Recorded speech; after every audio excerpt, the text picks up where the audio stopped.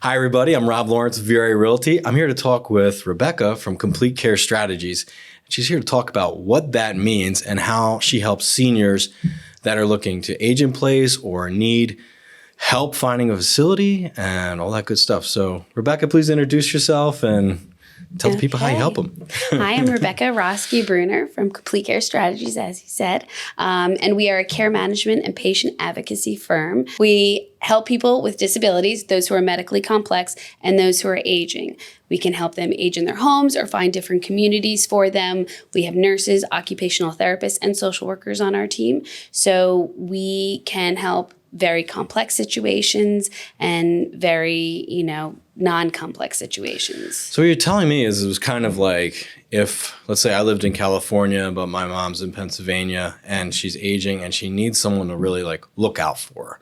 That's what you guys kind of do, right? We can be the professional family member. Exactly. Professional family member. Yeah. Most family members are not professional themselves. We're all dysfunctional, right? And sometimes we have to be the family mediator kind of and be the person, instead of having a sibling be the contact person, then we're the contact person. We help take people to doctor's appointments, help manage them if they're in a hospital, make sure that they're on the right medications, make sure that they're getting the right, treatments. If they're having surgery, we'll want to interface with the physicians and the surgeons. Right. They need to go to rehab after the hospital. We recommend a rehab because not all rehabs are created equally. If they need to go to an assisted living or a nursing home after that, we're also recommending those facilities until they can hopefully come home. Gotcha. Not all communities are created equal. Yeah, no, I've been touring a lot of different senior communities, and yes, they're a lot different. Some can be, and they're different price points as well. They're in different memory care, bridge care, all these different things that people need. So, I know also it's just like some people don't really have a family member, period. They're just maybe... Right. So we call those people solo agers. Solo agers. Yeah. So I have one client right now who is currently in the hospital downtown, and one of my nurses sees her at least once a day to make sure that she's getting everything that she needs. Yeah. And then we have everything set up so when she goes to rehab, she can get rehab and then hopefully come home with home care. Wow, that's pretty amazing. I didn't even know something like this existed, but it makes sense because there's probably a lot of people that could use your help.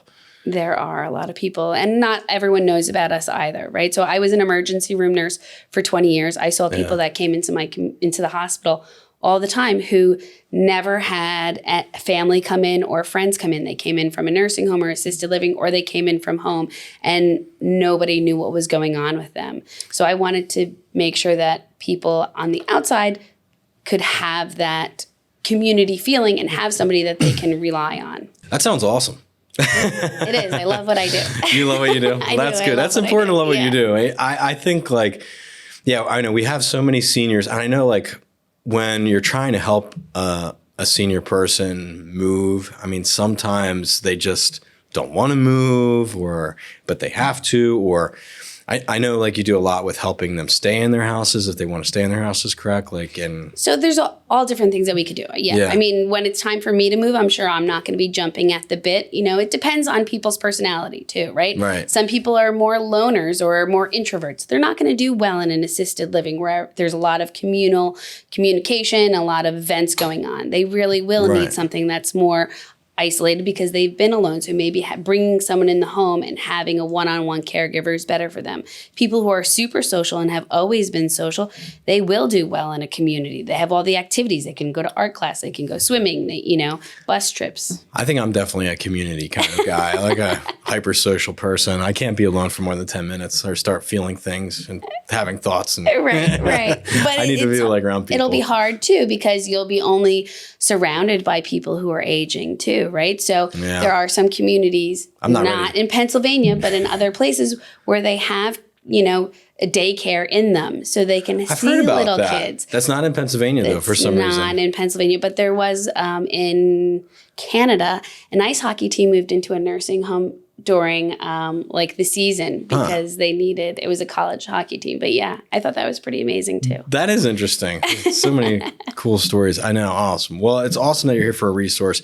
Thank you so much for explaining what you do. How do people get in contact with you? You can call us at 610-265-4300 or contact us via our website, www.completecarestrategies.com. Awesome. Yeah. And if you have any questions, we'll have everything down below. You can reach out to me as well. And we're happy to help you guys. If you're needing help with a parent that's just, need someone to look out for them, or you're solo ager and you need someone to look out for you. Even if you don't need help right now, there may become a time and you can. Plan. Yes, definitely plan. Proactive planning, we call it. Yeah, that is definitely important. You don't want to wait till you're in crisis and then trying to figure it out. So awesome. Well, thanks so much for coming in. I appreciate it. Thank you.